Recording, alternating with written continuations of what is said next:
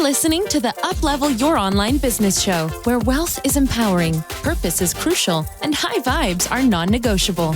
And now, here's your host, certified business coach and practical woo strategist, Sarah J. Loureiro.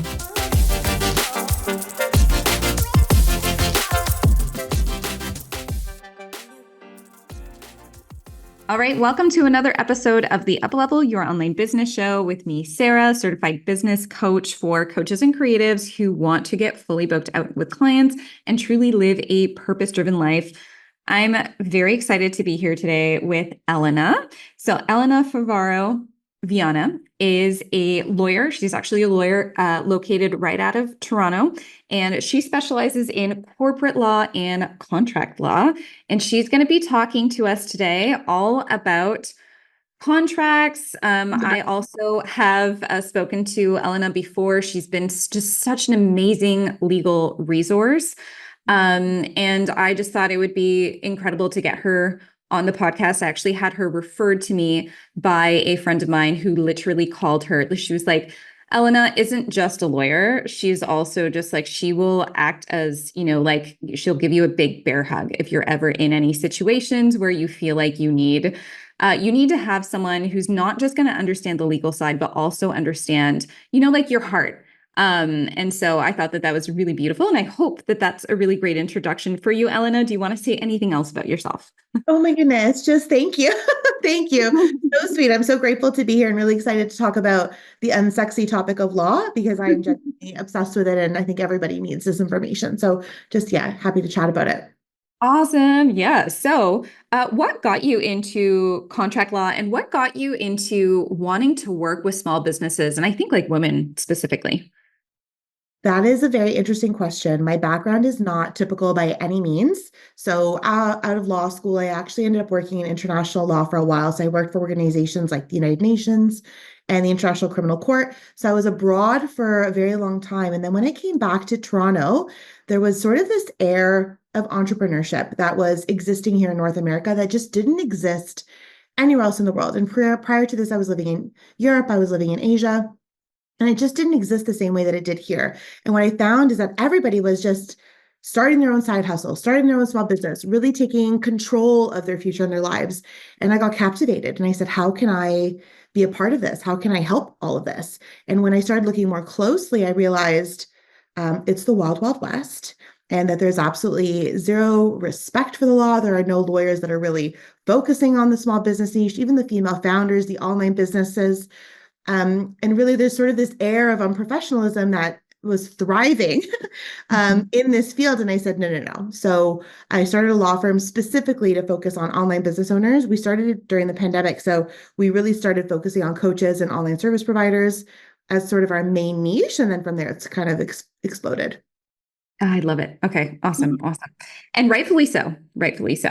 So tell us a little bit more about, let's get into contracts for coaches. I remember back when I first started in 2016, I think that this is something that so many people unfortunately get into. It's the whole like, well, I don't need a contract with my client, right? Like, I just want to make sure that everything, like I don't want to put that pressure on us, but contracts create such great boundaries. And I think I've learned that throughout the years to the point where now I feel so good about the contracts that I have in place. But tell me a little bit more about, let's say, who usually comes to you? What do you usually understand is like one of the biggest misconceptions about contracts in coaching and in the online industry? I love my coaches, but the one thing that like really irks me is when they say, I don't believe in contracts. I believe in soul contracts. And I respect my clients and I trust that they're going to uphold my boundaries and obligations and pay me on time. And the rebuttal to that always is, how do they know what your expectations are? How do they know when to pay you on time? Like, how is that communication happening? And new business owners, especially, I find are just so excited that somebody wants to pay them. They're like, oh my goodness, they want to pay me. Like, let's just start services right away. And there is sort of this fear that is perpetuated, honestly, in just the lack of education about what a contract is and the excitement of finally getting paid and not wanting to lose it and just sort of start with momentum. But with that, you're really already harming yourself from day one because your liability begins on day one. And here in the province of Ontario, and it's different in every jurisdiction, but the limitation of liability lasts for 2 years. So if you're a new business owner today, maybe next year you make $1 million, and somebody can still come after you now that you actually have something under your belt for what you did all the way in day one without a contract or even with a shitty contract. So your liability starts immediately. And so I find, this idea of I trust my clients and I believe in soulful relationships is a massive disservice. Especially in coaching, where coaches have perpetuated this this rhetoric or this narrative of strong boundaries without outlining what the boundaries are, and those boundaries are no refunds. And nobody knows that beforehand, right? And so there's a lot of disputes that happen, especially with, unsatisfaction of delivery of services. A lot of coaching is such a whimsical business. It's a very important one. I mean, myself, I invested in, I don't even know how many coaches. So very, very necessary and very, very important. But it is whimsical in the sense that there is no concrete deliverable or result that someone is achieving, right? Or receiving. And so there's a lot of disappointment that can happen. And coaches are the ones that are like, well, we had no refunds, so tough luck. And so that doesn't work, right? Clients need to know that up front, and they need to understand psychologically that that is their responsibility to make sure that they get those payments on time. An extended payment plan option is not optional. It is an option that they are legally binding themselves to do. So it isn't something they can just stop paying later on because they decided they're unhappy. So I think there needs to be a conversation at the beginning, and it does start with a contract. I love that. I love that. And I remember one of my very first mishaps with this was literally right in the beginning. And I remember I had a client who really, really sweet woman, but she canceled her call 30 minutes before because her husband brought her dinner. And I remember this specific circumstance, and I'm like, she can't do that. And I was like, wait a second. I never told her that she can't do that, right? There was no boundary in place in the first place. And so that's when I was just like, okay, I need to have these things clearly communicated prior. And so what are all of the things that you would recommend a coach have in their contract? So the first thing is, when we're talking about contracts, there isn't one size fits all. So the first rule is, for every single offer in your product suite, you need a contract, because every single offer is different. So even if we're looking at private coaching versus group coaching versus mastermind coaching, all three of those are inherently different, even if we're looking at rescheduling. A private client may reschedule. How many times can they reschedule, and what does rescheduling look like? A group coaching or mastermind client, no, you can't reschedule, but maybe there's a recording and you have access to the recording for X amount of time. It isn't infinite. So there are already inherently different terms. So you want to make sure you have a different contract for every single one. But if we're looking at just the basic private coaching relationship, you really want to outline what you're providing somebody. So what is it that you're actually giving them? So maybe you're giving them a 1 hour call, or even a 55-minute call, or a 45-minute call. What are you actually giving them? How many of those are you giving them? What are we doing in terms of scheduling? So talking about the rescheduling here, we've seen coaches that do push weeks, where they say, okay, you can't make this week, give me X amount of notice, 3 days notice, and then we'll just tack this on to the end. Other people say, okay, we're rescheduling, but it has to be done within the week. If you don't get it done within the week, you forfeit that. Others say, sure, you can use it as long as it's within sort of the 3-month container that we've specified. So, figuring out, what does your rescheduling policy look like? Figuring out, what does your payment terms look like? And coaches do this thing where there's, a pay in full option, and then there are payment plan options. And the payment plan options have a variety of sort of extra fees tacked onto them depending on how long the payment plan options are going to be. And that's just a very natural thing that's taught in this industry. But specifying what that means, and specifying how long those payments happen, and what happens if a payment isn't delivered. I am personally not a fan of extended payment plans that go beyond the length of the container. This happens because I think some people love the idea of being paid for the next 3 years, even if it's a couple $100 a month. You're just opening yourself up to a problem. So what is the consequence of non-payment? And then interest rates associated with non-payment. So there are very strict regulations on what an actual legitimate legal interest rate can be, or collection rate could be on a contract. Mm-hmm. So what I see with coaches is, well, it's $500 every single day that a payment is late. That is illegal in Canada, for example. So I don't know what it's like in your respective jurisdiction, but you need to make sure that what you're putting is actually a legitimate claim. And then when can you send them to collections? When do you get a lawyer involved? I mean, what is the dispute mechanism? And lastly, termination would be a really big one here is not every client should be bound to continue working with you. There should be an out, right? You know that you've had bad clients. How do you get out of that relationship? What are you giving them back? And if they're not happy, what are you doing, right? So I also see this with coaches, and not to harp too much, but I also see with coaches that you want to lead so much with your heart that you want to just give, to try to rectify a situation, but it can't be rectified with giving more. So you want your contract to actually outline what it is you're going to give and where the line stops. And then refunds being a part of that. I don't think no refund is ethical in the majority of cases, but because when you're a small business owner, $2,000 is $2,000. It makes a big difference.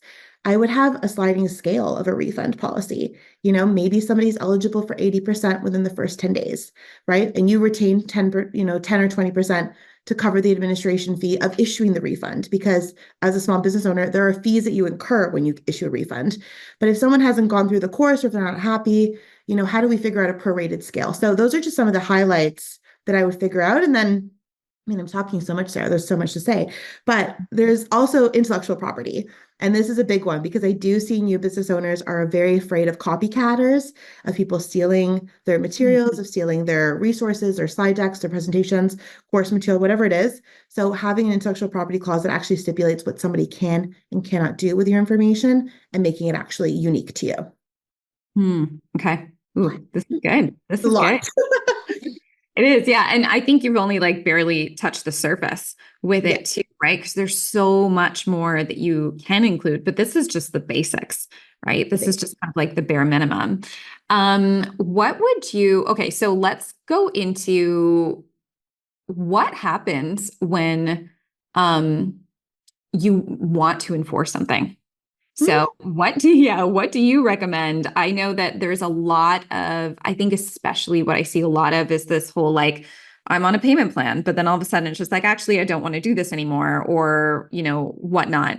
I think a lot of clients then get into this whole okay, well, I have this thing and in my contract, how do I enforce it? How do I go about in making sure that things on my contract are enforced? So what would you recommend there?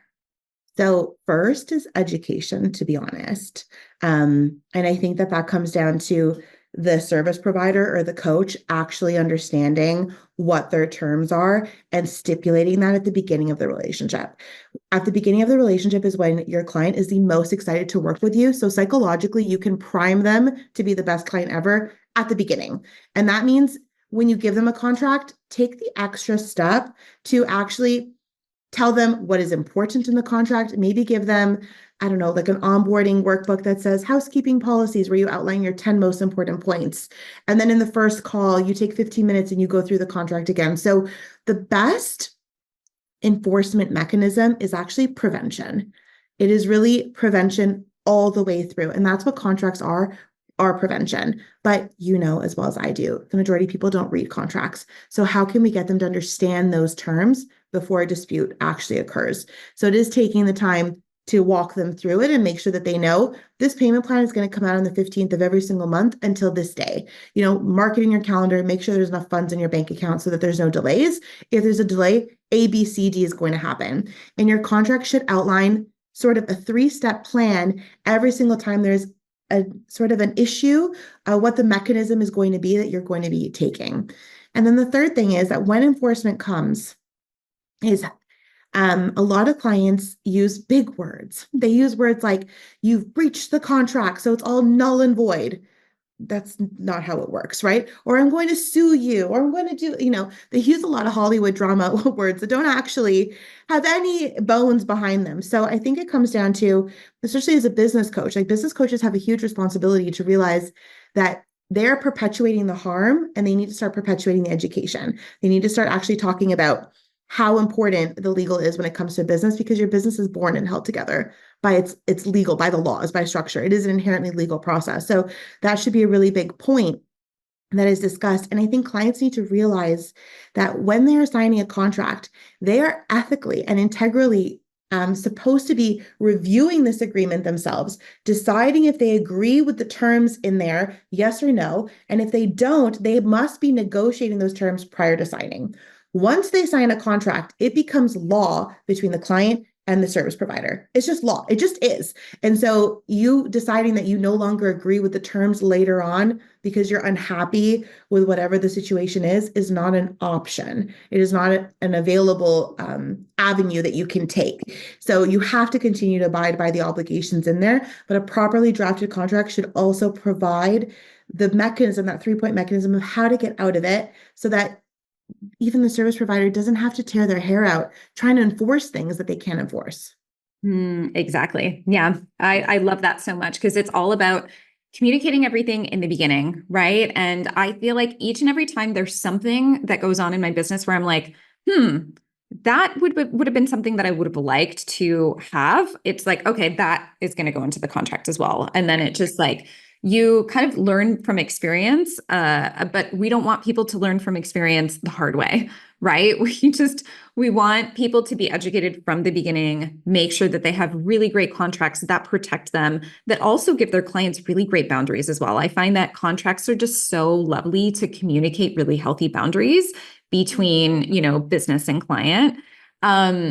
Let's go into contractors. Let's go into those types of contacts as well, because I know a lot of our community is hiring. We hire like one person to be an independent contractor. We hire like a few people. What are the things that you've seen with like contractor type agreements that you wish were more well known? I love this. So the big thing with hiring is there's a massive distinction at law with the CRA in Canada and the IRS in the United States, just sort of harping on North America, but a massive distinction with how you hire somebody. Okay, so there's an employee versus an independent contractor. Okay, you cannot hire somebody as a contractor if they are an employee. You will get fined by your respective tax agency. So you, one, need to make sure that you're hiring somebody correctly. Two, you need to make sure that you're giving them the right agreement. And then three, you need to respect their boundaries. Now, when we're hiring a contractor, just plain and simply, these are people or individuals that have their own businesses, whether they know it or not. Okay. So there may be a well-established business owner that's coming in as a contractor to your business, or there may be just one-off person that's like, I need a little side hustle, I might do a little VAing, whatever it is. And they might not realize that they're a business owner. And if there's lots of relationships like that, but they are. So they're responsible for all of their own taxes and making sure that they know what their obligations are and how you pay them. The big issue that I'm seeing here is really what happens when a contractor moves on, when we're talking about taking vital information with them and what they bring to the relationship. So the first is, are we giving them confidential information? Are they being divulged trade secrets? Are they maybe seeing the in-house operations of sensitive information or the inside of operations of all of your high profiting course modules?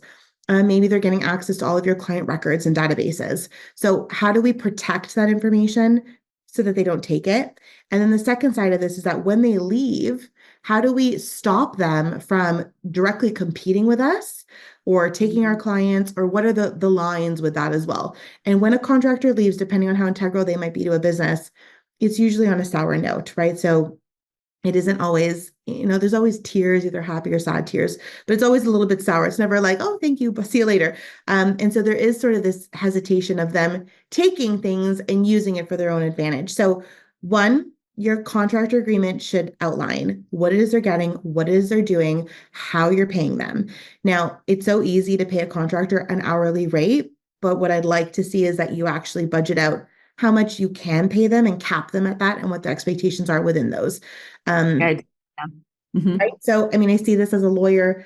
I have, my staff, we work on billable hours sometimes, and I see with my staff what they can get done in a one billable hour versus what my marketing content person can get done in a billable hour. Like, she will charge me 10 to 20 hours for like 10 Instagram posts. And I'm like, that doesn't make sense. I don't want to like question you. However, I would like to see this amount in these amount of hours because that's That's really what's expected.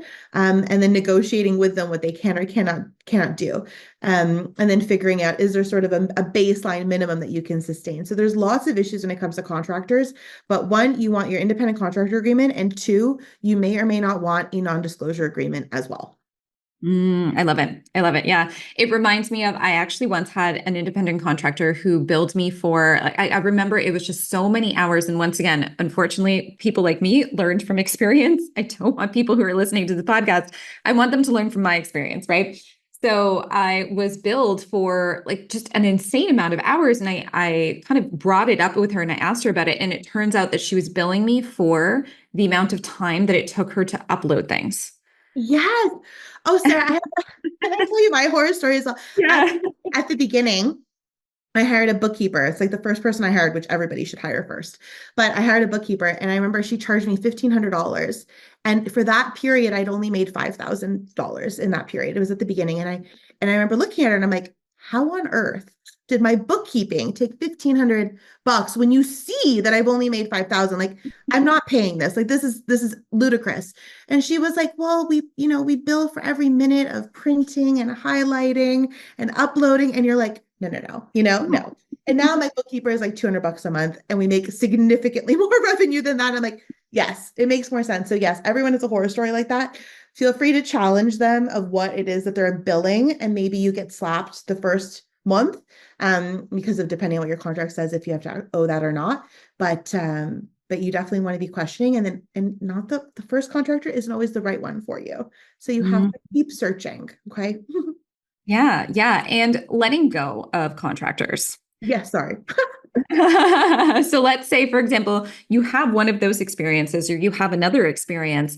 What would you recommend there? Because technically independent contractors aren't employees, right? They're just kind of like, it's a severance of service.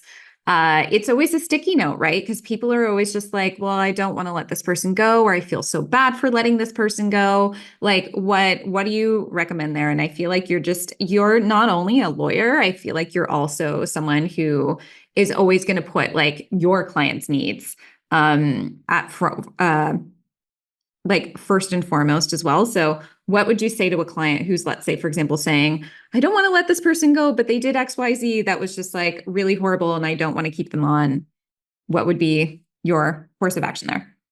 So, is there a mechanism in your agreement that allowed for a probationary period that allows you to terminate them sort of on the spot? Is there an opportunity for you to renegotiate the terms every month or every 6 months in the agreement in order to limit sort of the scope that this person is doing? Um, I think, your contractor agreement will tell you how to terminate somebody, and in theory, it's very light. It's usually like 2 weeks notice. I've seen some that require 90 days notice, and I would be very cautious of those. If you see anything that says that you need 90 days notice for either party to terminate, then I would make sure that the parties are obligated to work during those 90 days as well. So, I mean, it is sad when you like the person and you don't want them to go. So the best thing is to renegotiate the terms, but I would be very cautious here because um, here in Canada, I would say, and I believe it's developing in many other areas as well, but there is sort of a gray area of law called dependent contractors as well. And this is contractors that operate in your business, and for all intents and purposes, they are their own business owner, they are a contractor. However, they receive the majority of their revenue from your business. So let's imagine it's a stay-at-home mom. She's got no other source of income. She's gaining not very much from you, but the majority of her personal income is coming from your business. Then in that case, at least here in Canada, you have to treat them as an employee when you fire them. And you have to give them the requisite notice periods or the payment in lieu of notice up here, or you can open yourself up to an unlawful dismissal claim. And those are pretty easy for somebody to do up here, actually, and they don't cost a lot of money for the employee, the assumed employer dependent contractor. So when you want to get rid of somebody, either A, at the beginning, understand clear cut. You always want your exit strategy as a business owner, always, with every relationship. When you start a business, how are you getting out of the business? When you hire somebody, how are you getting out of that relationship? So at the very beginning, what is the terms of getting out of it? And if it starts to look complicated, then always get advice, I would say, because I think it is a risky thing terminating people. Okay. Ooh, I love this. I love this. Okay. And I guess like last question around this as well, just because this is so prevalent. Let's say you're doing business in Canada, but you're independent contractors in the Philippines, or Such a good question. right? Or you're doing business in the US and your independent contractor is in Canada. What law is going to abide there? It's the law that's in the contract, correct? Yes, you're absolutely right. So there will be a section in your contract that says jurisdiction, and you want to ensure as the service provider that your jurisdiction is named. And what that means is that if somebody is going to bring a claim or an issue against you, it's going to be interpreted of the laws of your jurisdiction and in the courts of your jurisdiction. So you can be very, very specific. You can say under the laws of Canada. That doesn't really help you because there's so many provinces. So you want to say under the laws of the province of Ontario, which is definitely more helpful, but you can even be more specific, like in the courts of Toronto specifically. So you want to be really clear on what that jurisdiction is. I will say to this point, and this is honestly one of the number one issues I personally see with online business owners, is the law itself is still somewhat archaic in the sense that it's written for businesses that are geographically in the same neighborhood, let's say. So Right. they assume that there's a brick and mortar business that's in competition with, another brick and mortar business up the street or down, across the street or whatever the case is, in which it is clearly easier to handle that situation. There are laws specific to that. It hasn't caught up to this cross-jurisdictional nature of business now, where you have business owners in one jurisdiction servicing the entire globe, right? Like we are able to service across borders, across countries, across oceans. So the jurisdiction will always be what is stipulated in the contract, but your enforcement mechanisms start to lack teeth. So if you are somebody in the state of California with a virtual assistant in the Philippines, and something happens with that Filipino virtual assistant, not to pick on them because they're fantastic, but for whatever the case is, that jurisdictional issue lacks teeth for what you're able to do with that person. So you may want to actually vacate the jurisdiction in your contract and bring a claim against them in their jurisdiction if they have rights. So this happens a lot with a lot of our Ontario business owners. And we always say, okay, the person that you're having issue is in the United States. What state are they in? And I'm not an expert in all the states by any means, but there are certain states that allow certain defense, dispute mechanisms for outside jurisdictions, while others do not. So the teeth question starts to become prevalent: is can they actually do anything? What is the risk? And the bigger risk, and this is a conversation I think you and I even had, the bigger risk is reputation. It isn't necessarily legality. The bigger risk is your online business presence is, stacked on a very fine deck of cards. And your reputation is really the bigger thing that it comes up for concern. So protecting that, understanding what liabilities and risks are associated there and how to safeguard yourself. Ooh, I love that. Yeah, that's so important. And it's so helpful. And at the end of the day, we're doing business with so many people in so many different places, which is so beautiful, right? I mean, it's such an incredible thing that I can have clients in Australia and that I can have like a genuine connection with people there. But at the end of the day, right? I think we also need to understand how to protect ourselves. And let's say, for example, if I have a independent contractor who's in Australia, right? If that person wanted to go in and file a claim with me, let's say, for example, or with, let's say, but it's not me, US client, so US business owner, Australian contractor, then it would have to go through technically the jurisdiction in the US. And the Australian is probably unlikely to want to go through that. Well, it depends. I find that so yes, you're right with that relationship. If the US contractor, the I don't know, the business owner in the United States has stated that the contractor agreement is rooted in that specific state's law, then yes, the Australian would have to come to that state in order to bring a claim. Um, but I find that their probability of doing so is so much more rooted, not necessarily on the claim itself or the money, but on the principle. It's always based on principle. How far is someone willing to go, and what are the means for them to do so? So we always say not all money is good money, and not all relationships in business are good relationships. You really need to understand who you're getting into bed with and really understanding the character of the person that you're dealing with. And that is how you should be navigating your disputes, based off of the character, right? Like if somebody has deeper pockets, it doesn't matter if the dispute is small. If they have the means to take it more forward, you, for lack of a better word, are in a more riskier position versus somebody that has no deeper pockets, is just fuming at the mouth. I mean, what are they going to do? So understanding that risk is really important and sort of the teeth of the situation. But I find that those that operate on principle are the most likely to take it the furthest than those that are operating rationally or actually on what the claim is. This is so interesting. I love this perspective as well, because I think a lot of people would think about this and say, okay, well, it's all about the contract, but you're actually saying it's not just about the contract. It's also about navigating who the person is in front of you and like what their potential reactions are. So I feel like this also goes into PR work as well. It's setting expectations. It's really doing Yeah. positive preventative work at the beginning, like psychologically priming your clients. Not every Mhm. client is a good client. You need to do the work to inform what your expectations and your boundaries are upfront. Everything should be in writing. Everything, it really should be. It should be documented, and you should be really careful to even educate. I mean, when you're dealing with small businesses specifically, and there is sort of this thing between big law and small law as well. Lawyers that work in big law firms that deal with like airlines as clients or, major retailers, if they lose $50,000, who cares? They'll gain it next month. Small business owners, if they lose $500, it's personal. It is emotional. It is like very charged. So even in our line of work, it is honestly more emotionally draining because you're dealing with higher stakes, even though the value is much smaller and the law is not set up to deal with those values as much, right? They're set up to deal with $50,000, $200,000, $1 million losses, in which both parties have means to come to the table and actually, battle it out in court. Small businesses don't have those means. So what happens is it just becomes an emotionally charged situation in which the service provider is up all night, freaking out, wondering what they've done wrong when they 9 times out of 10 haven't. And maybe they haven't, I'll tell you. I will tell you if you've done something wrong because you need to learn. But it's mostly the lack of education of the client as well. Realizing, that they're just so emotionally fueled and not really seeing the situation for what it is and not having done their own due diligence to realize I really should have negotiated that better in the contract beforehand. I kind of screwed myself, and accepting it and learning from that lesson. Business is all about learning. Like they always say, it's not personal, it's business. And that is the reality, even on the small scale. It's what we agreed to. This contract is law between you and me. I'm just as bound to it as you are. Like I cannot change the terms here just because you think I'm the business owner and I have more rights. I don't.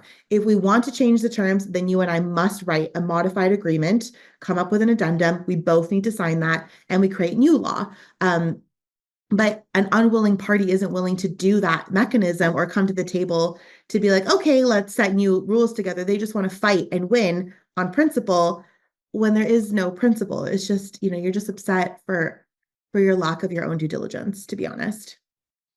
Interesting. Phenomenal. I love this. This is so great. This is so, so great. Okay. So tell us where, because I don't want to take up too much of your time. Yeah, I know. Sorry, it's just chatter. I could talk about this all day long.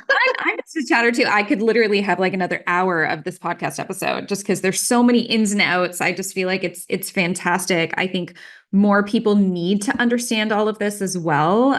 Just because, I mean, like, it's like you said, like you're setting up your business, right? Like you want to make sure that you're protected. You also want to make sure in a way that your clients are also protected, right? Like I think to me, these contracts are a beautiful way of really just like explaining boundaries as well. And I think it's a very empowering thing to kind of go into. Unfortunately, like you did say, some people just don't want to be bound by the terms that they did agree to. But okay. Where can we all find you? How do you exist on social media, and how can people Yes. So, you mean on social media? I live on Instagram. So it's just my full name. It's at Elena Favaro Viana. It's a bit of a mouthful, but our website is www.efvlegal.ca. So you can find me in both of those platforms. And then also we have a secondary business that might be of interest as well called Contracts for Entrepreneurs.